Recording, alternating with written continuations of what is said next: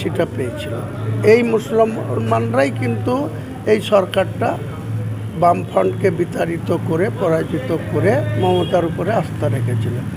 আমি নিশ্চিত যা প্রতারণা যা মিথ্যাচার মুসলিমদের সঙ্গে এই গত 5 বছরে করেছে মমতা ব্যানার্জি, শুরু থেকেই করেছে। 10,000 মাদ্রাসা জিজ্ঞেস করুন গা, 338 আর 235, তাও আবার আনএডেডটা রেখে দিয়েছে।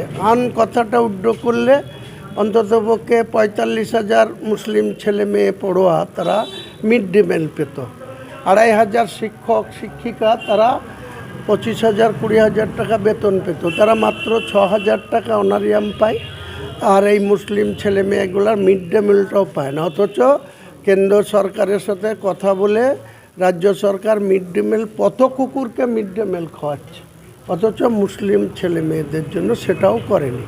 এইসব মিথ্যাচারের জবাব আগামী দিনে শুধু নোটিফিকেশনটা হতে দিন, কারণ যতক্ষণ নোটিফিকেশন না হবে রাজ্য প্রশাসনের এই যে অনৈতিক কাজ, মমতা ব্যানার্জি নিজে একজন তার সংস্থাকে ছাড়াতে চলে যাচ্ছে, তাহলে তার যারা বিরোধিতা করবে তাদের সঙ্গে কী আচরণ করবে, তার জন্য বিজ্ঞপ্তিটা হতে দিন। তার আগে অনেক কিছু দেখতে পাবেন।